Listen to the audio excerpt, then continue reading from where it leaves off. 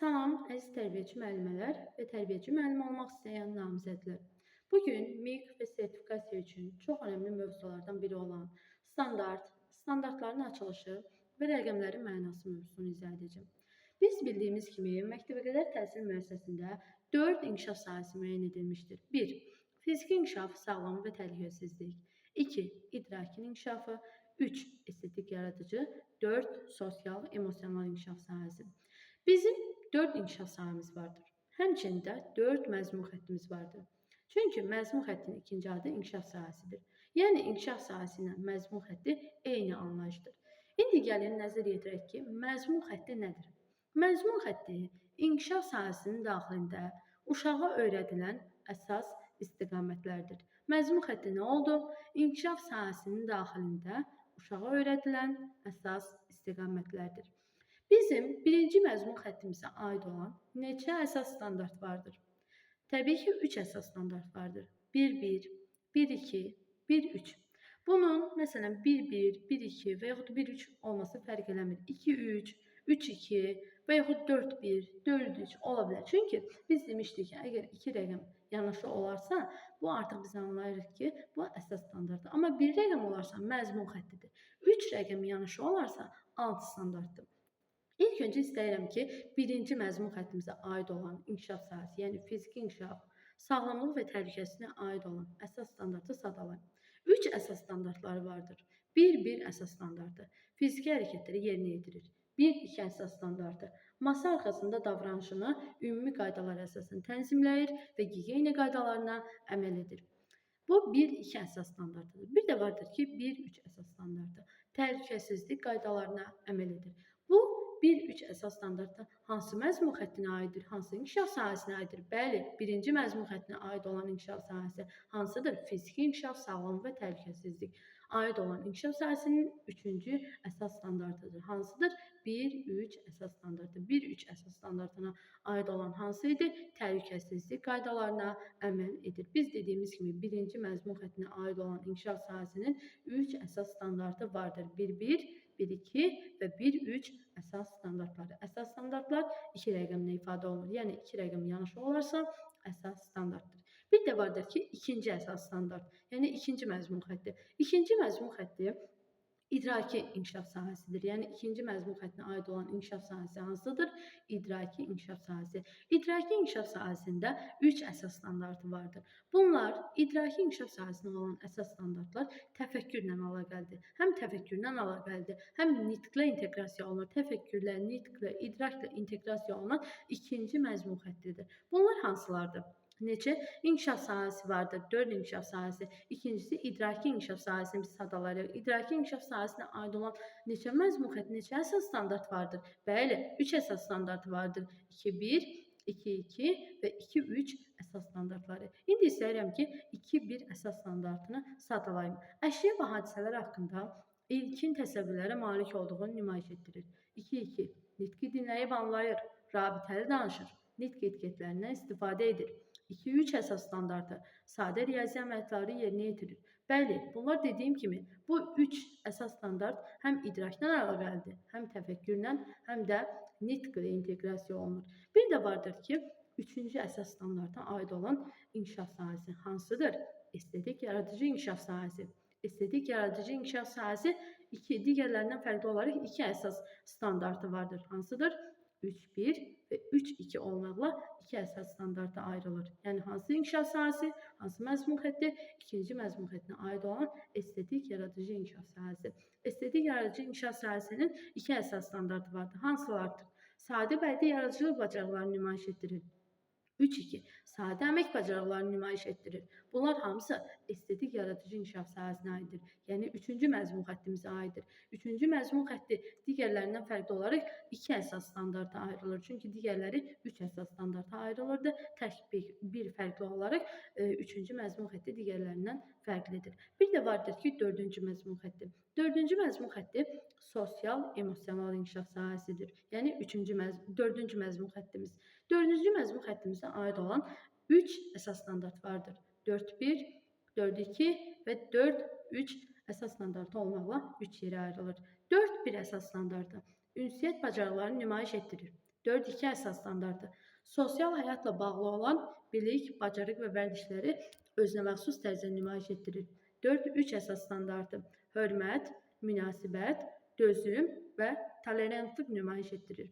Dediyim kimi, 4-cü əsas standarta aid olan, yəni sosial-emosional inkişaf sahəsi sosiallıqla əlaqəlidir. Əməkdaşlıq, ünsiyyət, hörmət, dözüm, sosiallıq, tolerantlıq, münasibət, əməkdaşlıq bunlar hamısı sosial-emosional inkişaf sahəsinə aid olan xüsusiyyətlərdir. Dediyim kimi, sadəcə bir inkişaf sahəsi digərlərindən fərqlənir ki, o 2 əsas standarta ayrılır. Digəri isə 3 əsas standarta ayrılır. 1.1, 1.2, 1.3 fiziki inkişaf sağlamlığı və təhlükəsizlik birinci məzmun xəttinə aiddir. İkinci 2.1, 2.2 və 2.3 ikinci məzmun xəttinə, ikinci inkişaf sahəsinə aiddir. İdrakin inkişafı 3 inkişaf sahəsi, yəni 3-cü məzmun xəttimiz 2 yerə ayrılır. 3.1 və 3.2 hansılardır?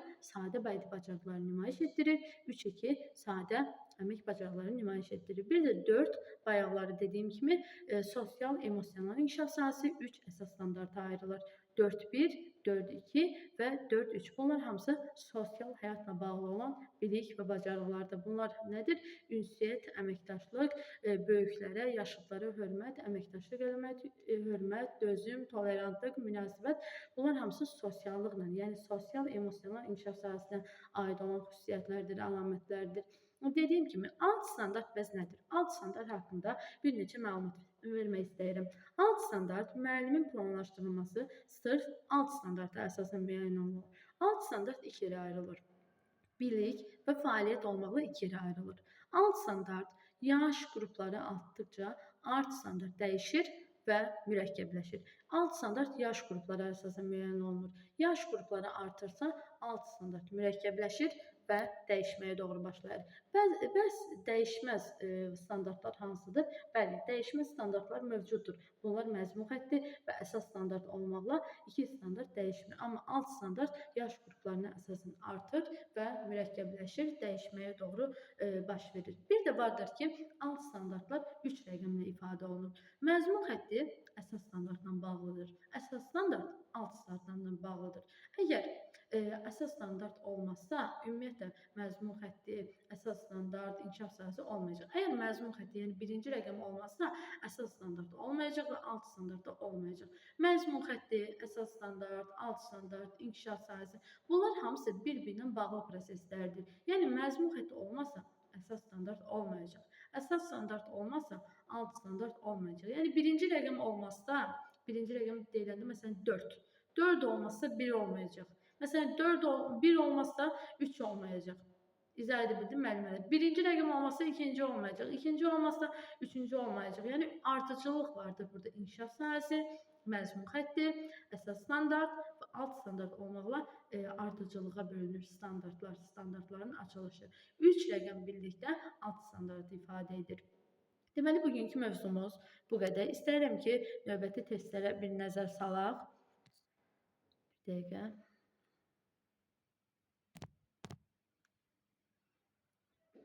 Ekranı siz tam şəkildə görürsünüz. Deməli, birincisi, məktəbəqədər təhsil proqramında, yəni məktəbəqədər təhsil proqramının ikinci adı kurikulumdur. Məktəbəqədər təhsil proqramında, kurikulumda neçə əsas inkişaf sahəsi müəyyən edilmişdir? Sizcə neçə əsas inkişaf sahəsidir? Bəli, 4 əsas inkişaf sahəsidir. Biz demişdik ki, inkişaf sahəsinin ikinci adı məzmun xəttidir. Bizim 4 əsas inkişaf sahəmiz varsa, 4 əsas məzmun xəttimiz var. Hansılardır? Fiziki inkişaf, sağlamlıq və təhlükəsizlik, idrakin inkişafı, estetik yaradıcı inkişaf, sosial, emosional inkişaf. 4 əsas inkişaf sahəmiz vardır məktəbəqədər təhsil proqramında, yəni kurikulumda. Bəli, burada cavab C variantı 2. Aşağıdakılardan hansı məktəbəqədər təhsilin inkişaf sahəsinə aid deyildir? Sizcə burada hansı inkişaf sahəsinə aid deyildir? A variantı, akademik fənlərin mənimsənilməsi. Burada baxan kimi elə bilinir ki, A variantı. Nə üçün? Çünki bağçada fən deyil, məşğələ tədris olunur. Ona görə burada cavab A variantı, akademik fənlərin müəyyənləşdirilməsi deyil. Çünki dediyim kimi, bu bağçada fən deyil, məşğələ tədris olunur. Bəli, burada cavab A variantı. 3. Tərbiyəçi müəllim uşaqlarda nitq, lüğət ehtiyatı və rabitənin nitqin formalaşdırılması üzrə fəaliyyət planlaşdırılsa, bu hansı inkişaf sahəsinə aiddir? Sizcə bu hansı inkişaf sahəsinə aid ola bilər? ki, tərbiyəçi müəllim burada planlaşdırma apararkən uşaqlarda nitq, lüğət ehtiyatı və rabitənin nitqin formalaşdırılması üzərində planlaşdırma aparılır. Biz halbuki demişdik ki, nitqdir, sadə riyazi məsələn bacarıqları nümayiş etdirir, rabitəli danışır, məsələn nitq etiketlərindən istifadə edir, əşya və hadisələr haqqında ilkin təsəvvürlərə malik olduğunu nümayiş edir. Bunlar hamısı idrakla əlaqəlidir, təfəkkürlə əlaqəlidir, nitqlə inteqrasiya olunur. Ona görə dediyimiz kimi burada cavab C variantıdır, idrakin inkişafı. Bəs burada sizə sual versəm ki, sualın məqsədi hansı, məzmun xəttinin hansı əsas standartına aiddir? Bəli, siz burada deyirsiniz ki, idraki inkişaf, yəni ikinci məzmun xəttinə aid olan 2 əsas standartına aiddir. Çünki 2 əsas standartında biz demişdik, nitqi dinləyib anlayır, rabitəli danışır, nitq etiketlərinə riayət edir, nitq etiketlərinə əməl edir. Bunlar hamısı idrakin inkişaf sahəsinə, yəni idraki məzmun xəttinə aid olan 2 əsas standartına aiddir. Dördüncüsü, məzmun xətti haqqında verilən fikirlərdən hansı düzgündür? Burada yanlış demirdir. Hansı düzgündür məzmun xətti haqqında verilən fikirlərdən? A variantı, hər il köklü şəkildə dəyişir. B variantı, ekranı böyüdüm, siz tam şəkildə görəsiniz. B. İnkişaf sahəsi üzrə müəyyən olunan təlim nəticələrinin reallaşdırılmasını təmin edən əsas tərkib hissəsidir. C variantı, yalnız böyük qrupda tətbiq olunur. D variantı, alt standartların daha geniş formasıdır və gün ərzində dəyişə bilir. Sizcə burada cavab hansı düzgün olur? Yəni məzmun xətti haqqında verilən fikirlərdən hansı düzgündür? Bəli, burada cavab B variantı. Çünki biz demişdik ki, məzmun xəttinin ikinci adı inkişaf sahələridir. Yəni, inkişaf sahəsi əsasında müəyyən olunur. B variantında da deyir ki, inkişaf sahələri üzrə müəyyən olunan təlim nəticələrinin reallaşdırılmasını təmin edən əsas hissəsidir, yəni tərkib hissəsidir və dəyişməzdir. Çünki məzmun xətti dəyişmir. Alt standartla, yəni bunu uyğunlaşdırmır. Alt standart yaş qrupları artdıqca dəyişir, mürəkkəbləşir. Burada cavab bəli, 4-də B variantı. 5. Təlim nəticələrinin əsas istiqamətlər üzrə müəyyənləşdirilmiş və alt standartın həyata keçirilməsinə imkan yaradan standart hansıdır? Müəllimələr, hansı standartdır ki, bu standart olmasa alt standart olmayacaq? Hansı standartdır sizcə o? Bəli, əsas standartdır. Çünki mən dediyim kimi, əgər məzmun xətti olmazsa, əsas standart olmayacaq. Əsas standart olmazsa, alt standart olmayacaq. Bunlar bir-birinlə bağlı anlayışlardır və ardıcıllıqla yerinə yetirilir. İnkişaf sahələri, məzmun xətti, əsas standart və alt standart. Əgər məzmun xətti olmazsa, əsas standart olmayacaq. Əsas standart olmazsa, alt standart olmayacaq. Bunlar bir-biri ilə bağlı anlayışlardır. Bəli, burada cavab C variantı, əsas standart. 6-da alt standartın funksiyasına aid edilə bilməz. Burada deyir ki, aid edilə bilməz. Nəyin funksiyasına? Alt standartın funksiyasına. A variantı, təsir pilləsi boyunca heç vaxt dəyişmir və tam sabit qalır. Sizcə alt standart dəyişir, yoxsa dəyişmir? Bəli, dəyişir. Biz demişdik ki, alt standart yaş qrupları artdıqca alt standart dəyişir və mürəkkəbləşir. A variantı yanlışdır. Bəli, burada da bizdən yanlış cavabı istəyir ki, alt standartın funksiyasına aid edilə bilməz. Burada elə sualı oxuyanda artıq bilir ki, burada cavab A variantıdır. 7. Məktəbəqədər təhsildə alt standartlar nə üçün dinamik hesab olunur? A variantı. Çünki tərbiyəçi onları istədiyi vaxt ləğv edə bilər. Sizcə tərbiyəçi müəllim alt standartı istədiyi vaxt ləğv edə bilər? Halbuki biz demişdik ki, alt standart dövlət tərəfindən müəyyən olunur. Nə bunu tərbiyəçi müəllim, nə də valideyn dəyişə bilməz. Çünki bu Təhsil Nazirliyi tərəfindən müəyyən olunur, dövlət tərəfindən müəyyən olunur. Burada cavab A variantı və B variantı yanlışdır. Çünki məzmun xəttini əvəz edir. Sizcə alt standart məzmun xəttini əvəz edə bilər? Halbuki biz demişdik ki, məzmun xətti olmazsa nə əsas standart olacaq, nə də alt standart olacaq. Ona görə burada cavab C variantı yanlışdır. A, B və C variantı yanlışdır. Bir variant qaldı. Çünki yaş qrupları üzrə uşaqların inkişaf səviyyələrinə uyğun olaraq mürəkkəbləşir və dəyişir. Bəli, burada alt standart demişdik ki, yaş qrupları artdıqca alt standart mürəkkəbləşir və dəyişir. Bəli, burada cavab 7-də D variantı. İndi isə 8-ə nəzər salaq.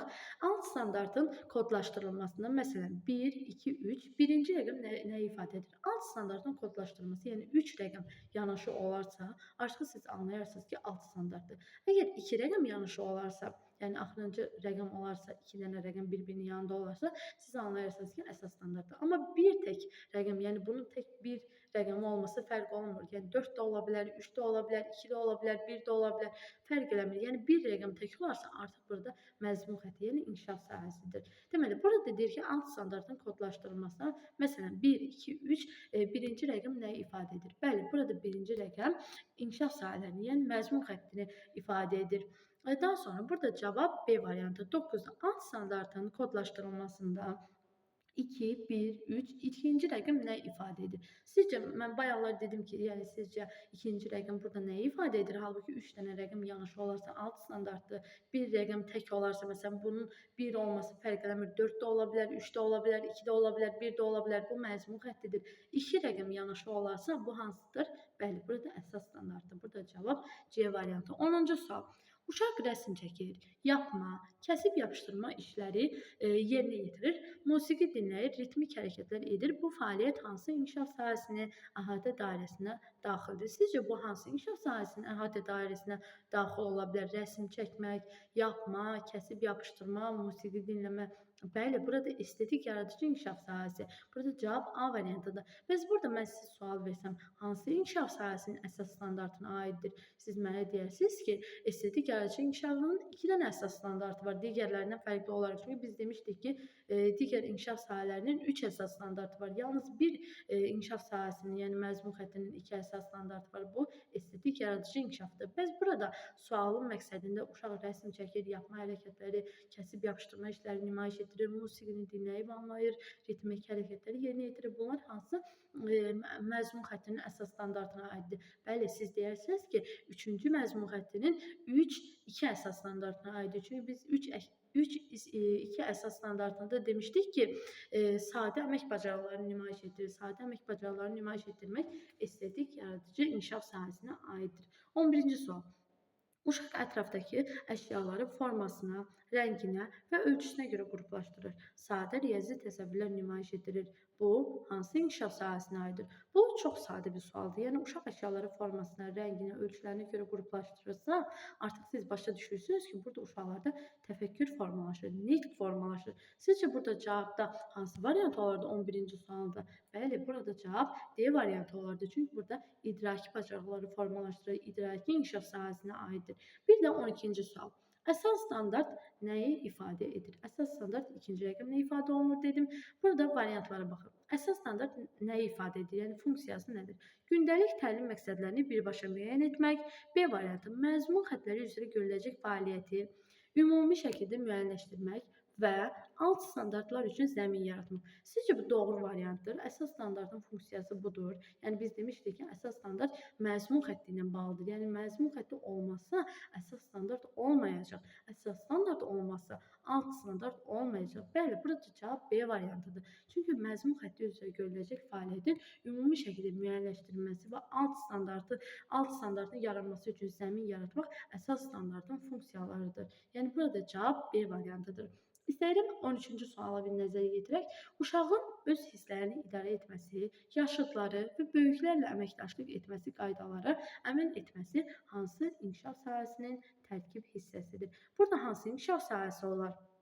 Bəli, müəllimələr, burada C variantı sosial-emosional inkişaf sahəsi. Çünki burada sosiallıqla əlaqəlidir. Yəni burada əməkdaşlıq, ünsiyyət, yaşıdlara, böyüklərə hörmət eləmək, yaşlılarına əməkdaşlıq eləmək, öz hisslərini idarə etmək dedikdən, burada artıq sosiallıqla əlaqəli olduğuna görə, yəni biz başa düşdüyümüz kimi sosiallıqla əlaqəlidir deyə sosiallıqla əlaqəlidir. Yəni burada sosial-emosional inkişaf sahəsini götürərsiniz. Bəli, burada cavab C variantı 14. Tərbiyəçi gündəlik planlaşdırmada, yəni məşğələdə təlim məqsədləri nəyə əsasən müəyyən edilir? Sizcə burada nəyə əsasən müəyyən edilir? Biz demişdik ki, tərbiyəçi müəllim planlaşdırması hansı standart əsasında müəyyən olunur? Bəli, alt standart əsasında müəyyən olunur. Çünki alt standart dövlət tərəfindən müəyyən olunur. Dövlət tərəfindən müəyyən olunanda tərbiyəçi müəllim də həmin standartlara əsasən məşğələ qurur, yəni planlaşdırma qurur. Yəni planlaşdırma qurmazsa, biz nəticəyönümlülük prinsipinə riayət eləməzsə, biz məşğələni düzgün şəkildə riayət edə bilmərik. Əgər biz planlaşdırma aparmarıqsa, məşğələdən öncə nəticəyönümlülük prinsipinə riayət etməyiksə, deməli məşğələni də düzgün təşkil edə bilmərik, uşaqları düzgün istiqamətləndirə bilmərik. Bunlar da hamısı alt standartların çıxır. Yəni alt standart vasitəsilə biz planlaşdırma aparırıq, məşğələni təşkil edirik, düzgün istiqamətləndirik. Bəli, burada cavab A variantı. Alt standart. 15-ci sual. 15-ci sual biraz situasiya tipli sualdır. İnkişaf sahələri, məzmun xətti, əsas və alt standart arasında əlaqə hansı variantda düzgün verilmişdir? Sizcə burada hansı variantda düzgün verilmişdir? A variantı. Uşaqlar bir-birindən tam müstəqildir və heç bir belə deyim, əlaqələri yoxdur. B variantı. Alt standart məzmun xəttindən daha geniş anlayışdır. Sizcə alt standart məzmun xəttindən daha geniş anlayışdır? Məncə burada cavab B variantı deyil, A variantı da deyil. Çünki deyirlər uşaqlar bir-birinə əlaqələri yoxdur. Məktəbdə təhsil müəssisəsində əməkdaşlıqdır, əlaqələrdir, ünsiyyətdir. Bu önəmli faktordur. Burada A variantı, B variantı yanlış cavabdır. C variantı. Əsas standart hər gün dəyişir, məzmun xətti isə həftəlik dəyişir. Əsas standart sizcə dəyişir? Biz halbuki demişdik ki, məzmun xətti əsas standart dəyişmir. Alt standart yaşlara görə dəyişir və mürəkkəbləşir. Burada cavab B-dir, A-dır, C-dir, səhv variantı. D variantı. İnkişaf sahələri geniş anlayışdır, məzmun xətti konkretləşdirir, əsas standart ümumi istiqamətdir, alt standart isə reallaşdıracağı dəqiq bacarığı müəyyən edir. Burada sizcə D variantı düzgün variantdır. Yəni sualın məqsədində istifadə olunan düzgün variant sizcə D variantı olar? Bəli, çünki burada ardıcıllıq vardır. İlk öncə inkişaf sahələrini açıqlayır, sonra məzmun xətti, sonra əsas standart, sonra alt standartın açıqlamasını verir. Burada deyir ki, İnkişaf sahəsi geniş anlayışdır. Bəli, inkişaf sahəsi geniş anlayışdır. Çünki ondan məzmun xətti, əsas standart və alt standart çıxır. İnkişaf sahəsi geniş anlayışdır. Məzmun xətti konkretləşdirir. Əsas istiqamət ümumi istiqamətidir. Alt standart isə reallaşdıracağı dəqiq bacarığı müəyyən edir. Bəli, burada düzgün cavab D variantıdır. Çünki sualın məqsədində düzgün cavabı müəyyən etməyimizi istəyir. D variantı. Bir də 15-ci sualı keçid edib aşağıdan baxaq. Burada deyir ki, yəni anlayışlar arasında inkişaf sahələri görürsüz, məzmun xətti bərabərdir, əsas standart bərabərdir, alt standart. Yəni inkişaf sahəsidir, məzmun xəttidir, əsas standartdır, alt standartdır. Bir-birindən əlaqəlidir, bir-birindən əlaqəli proseslərdir. Yəni inkişaf sahəsi olmazsa məzmun xətti olmayacaq, əsas standart olmasa alt standart olmayacaq. Bunlar bir-birindən bağlıdır. İnkişaf sahəsindən məzmun xətti çıxır, məzmun xəttindən əsas standart çıxır, əsas standartında alt standart çıxır. İnkişaf sahəsi məzmun xətti dəyişmir. Birinci, ikinci və üçüncü rəqəmlə, üçüncü və dördüncü rəqəmlə ifadə olunur. Yəni 4 dənə inkişaf sahəmiz həm bizim inkişaf sahəmizdir, həmçinin də məzmun xəttimizin əsas standart dəyişmir, alt standart isə yaşlara görə dəyişir və mürəkkəbləşir. Bugünkü mövzumuz bu qədər. Hər birinizə uğurlar arzu edirəm. Bir də ödənişli dərslərimizə kim qoşulmaq istəyirsə, aşağıda qeyd etdiyim nömrə ilə əlaqə saxlasın. Həm dərslərimizdə mövzular tək-tək izah olunur, hər bir cümləsi tək-tək həm elmi dildə, həm də lori dildə, yəni müəllimələrin başa düşəcəyi şəkildə, yəni tam şəkildə izah olunur, testlər işlənilir. Hər mövzuya aid 10-15 suallıq test tapşırıqları, ayın ortasında 60 suallıq, ayın axırında isə 60 suallıq test tapşırıqları, sınaq tipli testlər işlənilir. Hər birinizə uğurlar arzu edirəm. Dərslərimizə qoşulmaq istəyirsinizsə, aşağıdakı nömrə ilə əlaqə saxlaya bilərsiniz. Hər birinizə uğurlar.